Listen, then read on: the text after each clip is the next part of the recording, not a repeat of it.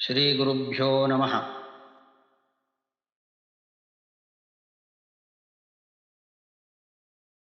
धर्मधेनु नामक इस YouTube channel के सनातन नामक शाखा में आप सभी श्रोतागण का, दर्शकगण का मैं तले हृदय से स्वागत करता हूँ। श्री गुरुभ्यो नमः। आप सभी से निवेदन है इस YouTube चैनल को सब्सक्राइब करें और अपने बंधियों के, सगे बंधियों के साथ और दोस्तों के साथ इसको शेयर करें। हम इस कक्षा में विदुर नीति के प्रथमाध्याय के आगे के श्लोकों के बारे में अर्थ के साथ जानना चाहेंगे, पढ़ेंगे। और आज श्लोक संख्या 86 है। 86 श्लोक में विदुर क्या कहते हैं, आइए देखेंगे। आगे विदुर कहते हैं, षडेव तु गुणाः पुंसा नहातव्या कदाचन सत्यं दानमनालस्यम् अनसूया क्षमा धृतिः नहातव्याः कदाचन। अर्थात यहाँ विदुर कहना चाहते हैं, कभी भी इन 6 चीजों को हमें त्याग नहीं करना चाहिए, परित्याग नहीं करना चाहिए। क्या है 6 वस्तु, क्या है 6 विषय, क्या है? ये 6 गुण हैं। देखिए, सत्यम, सत्य गुण, सत्य गुण को कभी भी हमें छोड़ना नहीं चाहिए, त्याग नहीं करना चाहिए। दानम, दान गुण को छोड़ना नहीं चाहिए, हमेशा दान गुण हम अपने पास बनाए रखें। और अनालस्यम, आलस्यम माने आलस्य, अनालस्यम उसका विपरीत अर्थ है, कभी भी हमें आलसी के साथ नहीं रहना चाहिए, आलसी बनकर नहीं रहना चाहिए। परिश्रम के साथ काम करने की इच्छा, आसक्ति हमारे अंदर हमेशा बनी रहे। और तृतीय है अनसूया, कभी भी हम किसी की उन्नति को देखकर हमें असूया नहीं होनी चाहिए, अनसूया भाव के साथ हमें रहना चाहिए। अर्थात किसी की वृद्धि को, उन्नति को सहन कर, उसको देखकर हमें उसकी प्रशंसा करनी चाहिए, उसको आगे बढ़ने के लिए प्रोत्साहन देना चाहिए, प्रशंसा करके प्रोत्साहन देना चाहिए, न कि उसकी अवहेलना करके असूया गुण का प्रकट नहीं करना चाहिए। और क्षमा, 5वां है क्षमा। सबको क्षमा करने का गुण सबसे बड़ा होता है, वह गुण हमारे पास होना चाहिए। और अंत में 6ठा है धृति ही, धैर्य। धैर्य हमें हमेशा बनाए रखना चाहिए। और इस तरह के धैर्य, क्षमा, अनसूया, अनालस्यम, आलसी भाव का विपरीत अर्थ है, और दानम और सत्य, इन 6 गुणों को हमें कभी भी नहीं छोड़ना चाहिए। इसी के इन गुणों के साथ हमें रहना चाहिए, जीवन यापन करना चाहिए, विदुर का कहना है। और आगे श्लोक संख्या 87 है। इसमें बहुत अच्छे श्लोक है, अच्छा श्लोक है। इसमें विदुर कहते हैं, अर्थागमो नित्यमरोगिता च प्रिया च भार्या प्रियवादिनी च पश्यश्च पुत्रोऽर्थकरी च विद्या षड्जीवलोकस्य सुखानि राजन्। हे राजन, षट ये 6 चीज हैं, 6 वस्तु हैं, क्या 6 लोग हैं। जीवलोकस्य सुखानि, इस जीवलोक में, इस भूमि में, इस संसार में सुख देने वाले हैं। क्या हैं सुख देने वाले? ये 6 विषय क्या हैं?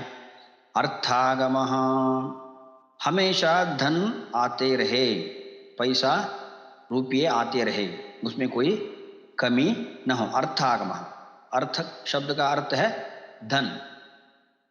यहाँ धन शब्द को, अर्थ शब्द को धन अर्थ से लेते हैं, इसलिए हमेशा हमें रुपये आते रहना चाहिए। नित्यम अरोगिता, कभी भी हमारा स्वास्थ्य न बिगड़े, रोग नहीं ना आए, और अरोग के साथ हमें जीने का एक अवसर मिले, इस तरह से सब सोचते हैं। और ये दूसरा है। तीसरा है प्रिया च भार्या, बहुत अच्छा प्रेम करने वाली, बहुत अच्छा प्रेम के साथ पति की सेवा करने वाली पत्नी मिले। भार्या शब्द का अर्थ है भार्या जायात भूम भूमनि दारा स्यात् कुटुंबिनी। अमर सिंह ने अमरकोश में कहा है भार्या शब्द का अर्थ हो गया पत्नी। पत्नी प्रिया च पत्नी, केवल पत्नी होने से काफी नहीं है, प्रिया च पत्नी, पत्नी अत्यंत प्रिय हो, प्रेम करने वाली हो। और प्रियवादिनी च, आगे भार्या प्रेम करने वाली होने से काफी नहीं है, प्रियवादिनी च, बहुत प्रेम से बात करने वाली हो, उसकी बातें एकदम पति को खुश रखने वाली बातें हों, इस तरह से प्रियवादिनी, अच्छा विषय पत्नी बताए और पति उसकी बातों को माने, इस तरह से उसका उन दोनों का दाम्पत्य जीवन होना चाहिए। वह सबसे बड़ा सुख है जिस जीवलोक में, इस संसार में। और चौथा है पांचवा है वश्यश्च पुत्रः, पुत्र होने से काफी नहीं है, वश्यश्च पुत्रः, जो पुत्र पिता की बात को मानता हो, पिता की आज्ञा को सुनता हो, उसके अनुसार चलता हो, आज्ञाकारी, आज्ञा को पालन करने वाला पुत्र हो, उससे बड़ा सुख क्या हो सकता है पिता के लिए इस संसार में। इसलिए वश्यश्च पुत्रः अर्थकरी च विद्या, विद्या सबके पास होती है लेकिन अर्थकरी विद्या होनी चाहिए। हमारा जो कमाया हुआ ज्ञान जो है, हमारी जो विद्या है वह अर्थकरी भवेत। केवल ज्ञान के लिए विद्या होने से आजकल इस संसार में पर्याप्त नहीं है, वह विद्या अर्थकरी भी हो, धन कमा के देने वाली भी हो, इस तरह की विद्या को हमें प्राप्त करनी चाहिए। इस तरह से 6 विषयों को इस जीवलोक में, इस संसार में सबसे बड़े सुख मानते हैं। विदुर कहते हैं अर्थागमो नित्यमरोगिता च प्रिया च भार्या प्रियवादिनी च वश्यश्च पुत्रोर्थकरी च विद्या षड्जीवलोकस्य सुखानि राजन्। आगे श्लोक संख्या 88 है, इसमें विदुर आगे कहते हैं, देखिए बहुत अच्छा श्लोक है। षण्णामात्मनि नित्यानाम् ऐश्वर्यं योऽधिगच्छति न स पापैः कुतो नर्थैः युज्यते विजितेन्द्रियः, जो इंद्रियों को जीतता है, जो इंद्रियों पर जीत हासिल करता है, विजय प्राप्त करता है, उसके लिए अनर्थ कहाँ हो सकता है। अनर्थ शब्द का अर्थ है विपत्ति या दुर्घटनाएं। कैसे हो सकती है एक विजितेंद्रिय को, अर्थात अपनी इंद्रियों के ऊपर विजय हासिल करने वाले व्यक्ति को अनर्थ नहीं हो सकता। न स पाप ही, और उसके साथ पाप भी, न स पाप ही युज्यते, पाप कर्म भी उसके साथ नहीं चिपकता, पाप कर्म भी उसके साथ कभी नहीं चलता। किसके साथ? षण्णामात्मनि नित्यानाम ऐश्वर्यम योऽधिगच्छति, ये सारे इंद्रियों के ऊपर विजय हासिल करना, इंद्रियों को जीतना सबसे बड़ा ऐश्वर्य है। नित्यम, एक दिन के लिए, 2 दिन के लिए, 1 हफ्ते, 1 साल के लिए नहीं, हमेशा के लिए जो इंद्रियों के ऊपर विजय हासिल करता है वह सबसे बड़ा सुखी होता है। उसके साथ पाप चिपकता नहीं है और अनर्थ उसके साथ घटता नहीं है और ऐश्वर्य भी उसको छोड़कर नहीं जाता। इसलिए इन 5 इंद्रियों पर हमें हमेशा नियंत्रण रखना चाहिए और उस पर हमें जीत हासिल करनी चाहिए। आगे श्लोक संख्या 89 और 90 दोनों एक साथ हैं। दोनों श्लोकों का अर्थ एक साथ बताना पड़ रहा है क्योंकि श्लोक का अर्थ ही ऐसा बैठा है। षडिमे षट्सु जीवन्ति सप्तमो नोपलभ्यते चौराः प्रमत्ते जीवन्ति व्याधितेषु चिकित्सकाः प्रमदाः कामयानेषु यजमानेषु याजकाः राजा विवदमानेषु नित्यं मूर्खेषु पंडिताः। बहुत स्वारस्य वाला एक श्लोक है। षडी में षट्सु जीवंती, इमे षट षट्सु जीवंती। जो नीचे बताए जा रहे हैं हम 6 विषयों के बारे में, वे 6 चीज षट्सु जीवंती, अन्य 6 चीजों पर जीवित हैं, उस पर आश्रित हैं, उसके आधार पर अपना जीवन यापन कर रहे हैं। सप्तमो नोपलभ्यते, 7वां नहीं है, केवल 6 हैं, 6 के ऊपर निर्भर हैं। ये 6 उन 6 विषयों के ऊपर निर्भर है, और वे 6 इन 6 के ऊपर निर्भर है। ये 6 क्या है, 6 वस्तु क्या है, 6 विषय क्या है? देखिए, चौराह प्रमत्ते जीवंती। चौराह, चोर लोग किस पर निर्भर है? प्रमत्त में, मत्त माने मद के साथ जीने वाले इस संसार के लोगों पर निर्भर है। अर्थात जिसके पास धन है वह मत प्रमद होकर, अर्थात धन का मद के साथ जब संसार में जीवन करता है, उस पर चोर निर्भर करता है। क्योंकि चोर देखता रहता है, जिसके पास पैसा है और पैसा का मद है, उस पर अटैक करें, उसके ऊपर आक्रमण करें और उसके घर में जाके चोरी करें। इसलिए बहुत अच्छे ढंग से बताया गया है, चोर धन वालों के ऊपर निर्भर है, और व्याधितेषु चिकित्सकाः, और चिकित्सक वैद्य किसके ऊपर निर्भर है? व्याधितेषु, जो रोगी हैं, जो व्याधि से ग्रस्त हैं, उस पुरुष के ऊपर, उस आदमी के ऊपर, मनुष्य के ऊपर वैद्य निर्भर है। और विपरीत देखें तो वैद्य के ऊपर रोगी निर्भर है। अगर वैद्य नहीं है, रोगी का रोग शमन नहीं होगा, और रोगी नहीं है तो चिकित्सक वैद्य कहाँ अपना जीवन कर पाएगा? इसलिए एक दूसरे के ऊपर निर्भर हैं। प्रमदाः कामयानेषु, प्रमदा शब्द का अर्थ हो गया स्त्री, स्त्री विशेष है, सारे स्त्रियों के लिए, सारी स्त्रियों के लिए इस शब्द का प्रयोग इतना उचित नहीं लग रहा, क्योंकि अमरकोश में तो है, स्त्रियोषिद बलायोषा नारी सीमंतिनी वधूः प्रतीपदर्शिनी वामा वनिता महिला तथा विशेषाः अंगनाभीरुः, विशेषास्त्वंगनाभीरुः। वहाँ स्त्रियों की विशेषता के लिए यह शब्द प्रयुक्त हुआ है। विशेषास्त्वंगनाभीरुः कामिनी वामलोचना प्रमदाः मानिनी कांता ललना च नितंबिनी, आगे बढ़ता है, ठीक है। वहाँ अमरकोश में अमर सिंह का वचन है। प्रमदाः शब्द का हो गया स्त्री विशेष। क्या है स्त्री विशेष? यहाँ जो वेश्या स्त्री है या मद से, काम वासना से ग्रस्त है, उस स्त्री की बात हो रही है।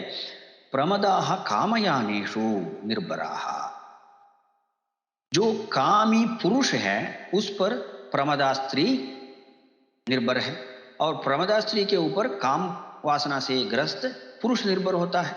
दोनों एक के ऊपर एक, या एक पर दूसरा निर्भर है। और आगे यजमानेषु याजकाः, यजमान के आधार पर, उसके आश्रय पर यज्ञ याग करने वाला पुरोहित या पंडित उस पर निर्भर होता है। यहाँ पंडित शब्द का अर्थ हो गया पूजा पाठ करने वाला। पांडित्य जिसके पास है वह पंडित है। यहाँ याजकाः कहा गया है, यज्ञ करने वाला, यजन करने वाला, हवन करने वाला, होम करने। याजकाः यजमानेषु निर्भराः, जो कराने वाला कर्ता न हो तो पौरोहित्य करने के लिए, याजकों के लिए कौन आश्रय है?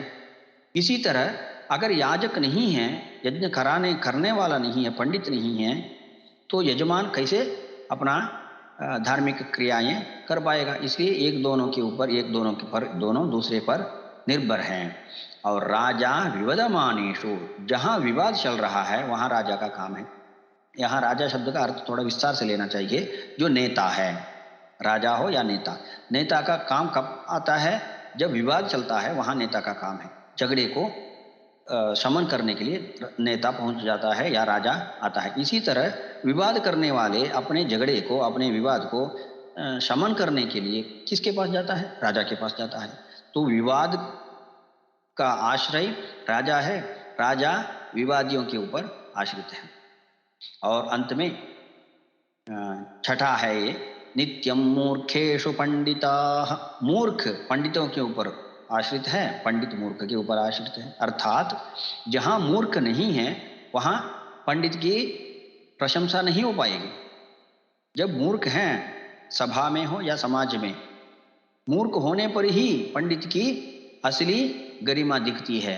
अन्यथा सारे के सारे पंडित हैं तो किस पंडित का प्रशंसा करें हम? मूर्ख भी होना चाहिए, तभी तो पंडित का असली पंडित की असली शोभा दिखती है। इसलिए पंडित मूर्ख पर निर्भर है। और मूर्ख जो है अपनी मूर्खता को दिखाने के लिए एक जगह होती है, वह पंडितों की सभा। और सारे के सारे अगर मूर्ख हैं समाज में तो मूर्खता का कोई विशेष नहीं, वैशिष्ट्य नहीं होता। इसलिए मूर्खों के लिए पंडित आश्रित हैं, पंडितों के लिए मूर्ख आश्रित रहते हैं। इस तरह से दोनों श्लोकों का अर्थ एक साथ बताना पड़ रहा है। और आगे श्लोक संख्या 91, इसमें फिर 6 विषयों के बारे में, वैशिष्ट्य के बारे में विदुर कहना चाहते हैं। देखिए यहां विषय वस्तु क्या है? विदुर कहते हैं एक क्षण के लिए वे इन 6 चीजों को छोड़ के नहीं जाना चाहिए। एक क्षण के लिए भी अगर इन 6 चीजों को, 6 विषयों को हम अगर छोड़ दें तो अनर्थ हो सकता है, नष्ट हो सकता है। ये 6 वस्तु क्या है? देखिए, षडिमानि विनश्यन्ति, इमानि षट् विनश्यन्ति, मुहूर्तम अनवेक्षणात्, मुहूर्तम अनवेक्षणात्, अगर एक मुहूर्त के लिए भी, एक क्षण के लिए भी उसको देखे बिना छोड़ दें, उपेक्षित करें तो नष्ट हो जाएगा। ये 6 विषय हैं। गावः, सेवा, कृषि, गावः, गौः गावो गावः, पशु, गाय, गाय को एक क्षण के लिए भी ऐसा नहीं छोड़ना चाहिए, क्योंकि गाय देखते देखते कहीं दूसरे की जमीन में चली जाएगी, तो वहां दूसरे की जमीन में चली जाएगी, वहां चरेगी, तो उसका परिणाम क्या होगा हमें पता है। और अगर गौशाला में गाय बंधी हुई है तो वहां भी एक क्षण के लिए भी हमारी नजर इधर उधर नहीं जानी चाहिए, क्योंकि गाय बंधी हुई है, उसकी बछड़ा बगल में है, तो क्या होगा? दूध पी लेगी। तो इसलिए गांव के ऊपर जब गाय है, गाय के ऊपर हमेशा दृष्टि बनी रहनी चाहिए। और दूसरा, सेवा, हमारी अपनी नौकरी, हमारी अपनी वृत्ति, उसके ऊपर हमेशा हमें ध्यान रहना चाहिए। वृत्ति के ऊपर अगर ध्यान नहीं है, कहीं थोड़ा सा इधर उधर हो गया, हमारी दृष्टि इधर निकल गई, तो मान ले सेवा पे कुछ क्षति पहुंच सकती है। और दूसरा अर्थ भी ये हो सकता है, सेवा, जो सेवा करने वाला व्यक्ति है, नौकर है, जो हम जिससे काम निकालते हैं, तो वह सेवक जो है उसके ऊपर भी हमारी नजर हमेशा बनी रहनी चाहिए, हमारी दृष्टि उसके ऊपर हो। अगर एक क्षण के लिए भी इधर उधर हो गया, सेवक कुछ उल्टा पुल्टा काम कर देगा, इसलिए हमारी दृष्टि होनी चाहिए। और तीसरा है कृषि ही, कृषि के ऊपर, चाहे जमीन में कृषि हो या कोई दूसरे प्रकार की कृषि हो, किसी भी तरह का। अभी साहित्य कृषि करते हैं कुछ लोग, वो भी कृषि है। और उद्योग जो भी है वो कृषि माना जाएगा। तो कृषि के ऊपर, उद्योग के ऊपर, वृत्ति के ऊपर हमारी नजर हमेशा बनी रहना चाहिए। और भार्या, पत्नी, पत्नी के ऊपर हमारी नजर हमेशा बनी रहना चाहिए। खासकर, विशेषकर जो युवा पत्नी है, अभी अभी विवाह करके आया है, उस आदमी को अपनी पत्नी के ऊपर हमेशा सदैव दृष्टि बनी रहनी चाहिए। भार्या, विद्या, क्योंकि यौवन है, युवती है, इसलिए उसके ऊपर दृष्टि नहीं बनने से बिगड़ सकता है कुछ काम, अनर्थ काम हो सकता है। इसलिए विदुर बताते हैं आगे, विद्या, ये 5वां है। विद्या के ऊपर हमारी दृष्टि हमेशा बनी रहना चाहिए। कहीं इधर उधर हमारी दृष्टि चली गई, थोड़ी सी विद्या हमारे हाथ से निकल जा सकती है, क्योंकि अध्यापक पढ़ा रहे हैं, हम ध्यान नहीं दे रहे हैं, इसका अर्थ यह हुआ कि हमारे हाथ से थोड़ा बहुत ज्ञान निकल गया। जो बता रहे थे हमने ध्यान नहीं दिया, तो थोड़ा सा ज्ञान बीच में कहीं लुप्त हो सकता है। इसलिए विद्या पाते समय, विद्यार्जन करते समय हमारी दृष्टि हमेशा बनी रहना चाहिए, एक क्षण के लिए भी हमारी दृष्टि इधर उधर होने नहीं देना चाहिए। और वृषल संगति ही, इस शब्द का अर्थ हो गया शूद्र जाति का संसर्ग, शूद्र जाति के साथ संसर्ग करना। ये विदुर का समय है। विदुर उस समय के अनुसार, उस समाज के अनुसार, उस समय की काल परिस्थिति के अनुसार, सामाजिक स्थिति के अनुसार बता रहे हैं। और यही शब्द इस काल में, इस समय, इस संदर्भ में कहाँ तक जचता है, कहाँ तक इसका अर्थ सही निकलता है, इसके बारे में हम चर्चा नहीं करेंगे। इसलिए वृषल संगति ही शब्द को हम एक दूसरे अर्थ से भी समझ सकते हैं। वृषल संगति इस शब्द का अर्थ हो गया नीच जनों के साथ, नीच लोगों के साथ हमारी संगति नहीं होनी चाहिए। अगर हो गई, उनके साथ हमारा संसर्ग बन गया, तो मान लीजिए एक क्षण के लिए भी हम नजर इधर उधर नहीं बिगड़ने देना चाहिए। हमारी नजर हमेशा उस दुर्जन संगति के साथ हम ध्यान रखना चाहिए, हमारी नजर रहनी चाहिए। नहीं तो वह हमको, हमारे काम को या हमारे गुण को अवगुण में बदल देगा, हमारा नष्ट हो जाएगा, समाज में हमारा अवमान हो जाएगा। इसलिए, और श्लोक संख्या 51 है, 91 है। इसमें 91 और नहीं 92 और 93 श्लोकों में, दोनों श्लोक संख्या 92 और 93, इसमें दोनों श्लोकों को मिला करके अर्थ बोलना पड़ रहा है। तो इसमें 6 विषयों के बारे में विदुर कहते हैं। षडेत ह्यवमन्यन्ते नित्यं पूर्वोपकारिणम् आचार्यं शिक्षिताः शिष्याः कृतधाराश्च मातरम् नारीं विगतकामास्तु कृतार्थाश्च प्रयोजकम् नावं निस्तीर्णकान्ताराः आतुराश्च चिकित्सकम्। 6 विषयों के, 6 लोगों के बारे में यहाँ खास करके विदुर कहते हैं। 6 लोग जो पहले पाए हुए उपकार को, लिए हुए उपकार को भूल जाते हैं। अगर हमें किसी ने कुछ सहायता दी, कुछ मदद की, तो उस मदद को हम तुरंत काम होने के बाद भूल जाते हैं। उन 6 लोगों के बारे में यहाँ विदुर कहते हैं। षडेत ह्यवमन्यन्ते, अवमन्यन्ते नित्यं पूर्वोपकारिणम, पूर्व उपकारिणम अवमन्यन्ते। पहले जो उपकार मिला है, जिससे उपकार लिया है, उनको भूल जाते हैं। देखिए, आचार्यं शिक्षिताः शिष्याः, जो आचार्य हैं, गुरु हैं, गुरु को पढ़ाई के बाद क्या करते हैं? भूल जाते हैं। तो गुरु को पढ़ाने के बाद बहुत सारे लोग भूल जाते हैं, क्योंकि हमारे लिए जो आवश्यक था, विद्या मिल गई, शिक्षा मिल गई। इसलिए गुरु को भूल जाना स्वाभाविक है, लेकिन ऐसा नहीं करना चाहिए। स्वाभाविक नहीं करना चाहिए।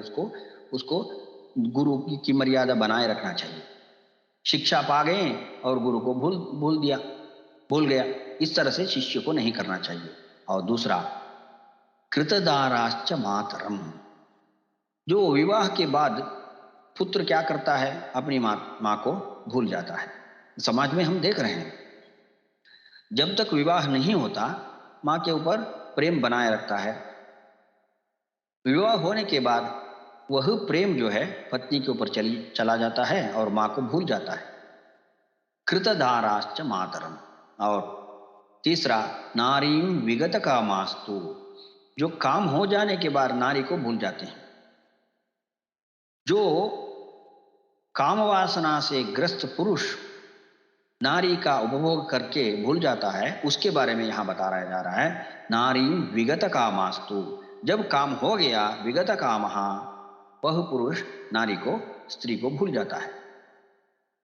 और कृतार्थाश्च प्रयोजकम, कृतार्थाश्च प्रयोजकम, जब हम दूसरों से सहायता लेते हैं, मदद लेते हैं, हमें उपकार मिलता है, उसके बाद हमारा काम बन जाता है, हम सफल हो जाते हैं, उपकार से हम अपना काम निपटा लेते हैं। निपटा लेने के बाद क्या होता है?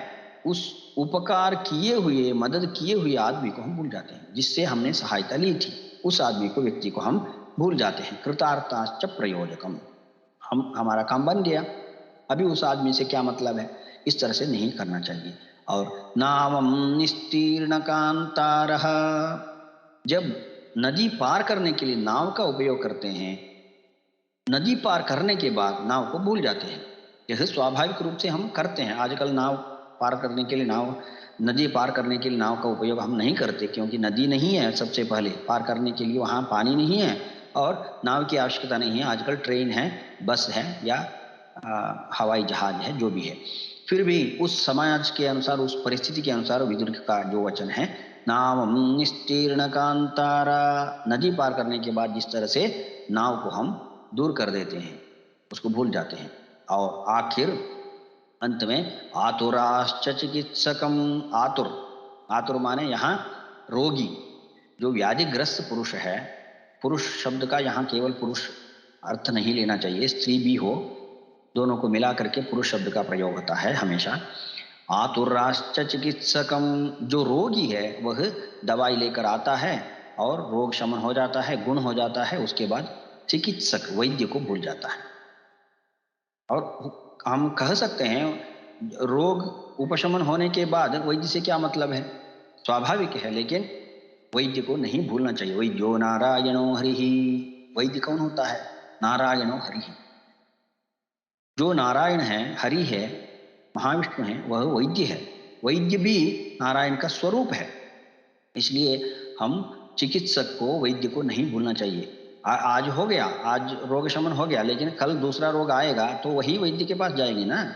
इसलिए इस तरह का काम हमें नहीं करना चाहिए। 6 लोग हैं, 6 लोगों को हमें भूलना नहीं चाहिए। विदुर कहते हैं आगे, ये श्लोक संख्या 94, इसमें बहुत अच्छा श्लोक है, देखिए। आरोग्यम आनृण्यम अविप्रवासः सद्भिर्मनुष्यैः सह संप्रयोगः स्वप्रत्ययावृत्तिरभीतवासः षड्जीवलोकस्य सुखानि राजन्। हे राजन, जीवलोकस्य षट सुखानि।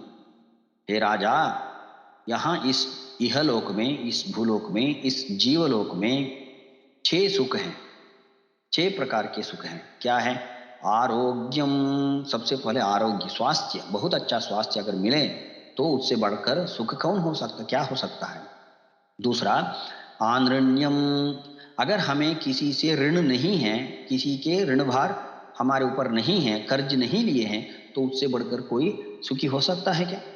तीसरा अविप्रवासः, अपने उदर पोषण के लिए, अपना जीवन यापन करने के लिए, अपना परिवार पालने के लिए अगर एक व्यक्ति को गांव गांव घूमना पड़ रहा है और जगह से जगह जाना पड़ रहा है, तो वह बहुत दुखी है। अगर किसी को, किसी भी एक व्यक्ति को अपने उदर पोषण के लिए, परिवार पालने के लिए या अपना जीवन बिताने के लिए अपनी वृत्ति के कारण कहीं जाना नहीं पड़ रहा है, जहां बैठा है वहीं उसका उद्योग है, उसकी वृत्ति है, नौकरी वहीं हो रही है, तो उदर पोषण वहां जहां बैठा है, बैठे बैठे उधर ही अपना जीवन यापन करने के लिए लायक कुछ सुविधाएं हैं, तो उससे बढ़कर कौन हो सकता है सुखी।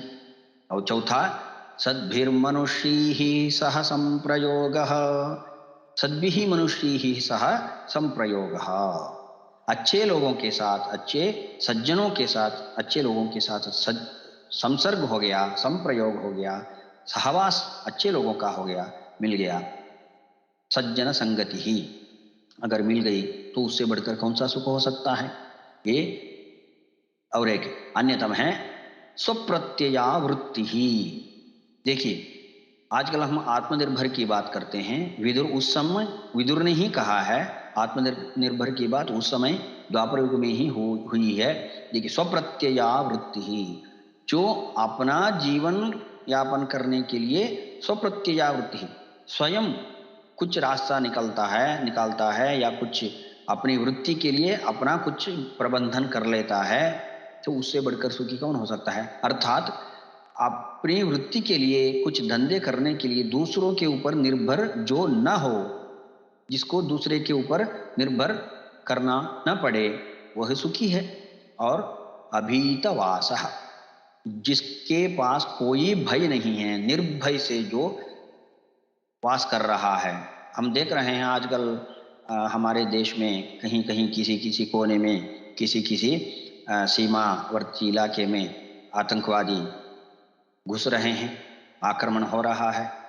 और वहाँ के लोग, वहाँ के नागरिक, प्रजा का क्या जीवन होगा, कैसे जी रहे होंगे, उनकी स्थिति क्या होगी। हमेशा वे लोग बड़े भय के साथ जी रहे होंगे। तो उस तरह का अगर भय नहीं है, डर नहीं है, निर्भय होकर जीने का एक अच्छा मौका मिल रहा है, उस अवसर है, तो उससे सुखी कौन हो सकता? उससे बढ़कर कोई सुखी नहीं हो सकता। अभीतवासः षड्जीवलोकस्य सुखानि राजन्। ये 6 प्रकार के सुख हैं इस भूलोक में, और इससे बढ़कर कोई सुखी नहीं हो सकता। ये 6 चीज हमें मिलनी चाहिए। और अंत में आज के इस श्लोक के साथ हम रुकेंगे। ये श्लोक संख्या 95। इसी श्लोक के साथ हम आज की कक्षा को समाप्त करेंगे।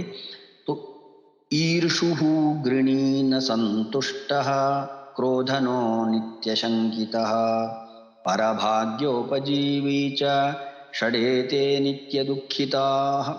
एते एते षट नित्य दुखिताः। ये अब 6 लोगों के बारे में हम बताने जा रहे हैं। ये 6 लोग नित्य दुखिताः, हमेशा दुखी रहते हैं, उनके जीवन में कभी सुख नहीं है। कौन है ये 6 लोग? ईर्षु हो, ईर्ष्या करने वाला, जो अंग्रेजी में कहते हैं ना जेलसी, तो ईर्ष्या से जलने वाला, उस व्यक्ति को कभी भी सुख नहीं है, वो दुखी, हमेशा नित्य दुखी है। और घृणा करने वाला, तिरस्कार भावना के साथ जो जी रहा है, उसको भी सुख नहीं है। और तीसरा न संतुष्ट, जिसको कभी भी संतृप्ति नहीं होती, जो तृप्त नहीं होता, असंतुष्ट रहता है, वह भी सुखी नहीं रह सकता, दुखी है।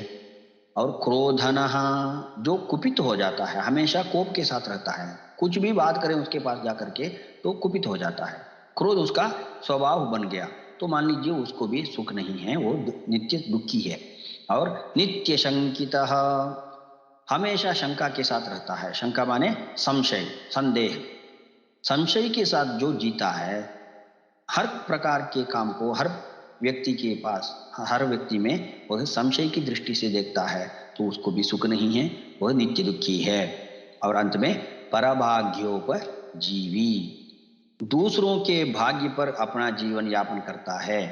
स्वयं का भाग्य नहीं है, लेकिन दूसरों के भाग्य पर निर्भर है। अगर कोई उस दूसरों के भाग्य पर अपना जीवन जी रहा है, तो वह भी नित्य दुखी है। इन 6 चीजों लोगों के बारे में विदुर बहुत अच्छे ढंग से इस श्लोक में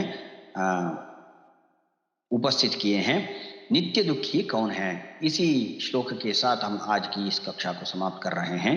और सबसे निवेदन है, इस चैनल को सब्सक्राइब करें और सभी के साथ इस चैनल को शेयर करें।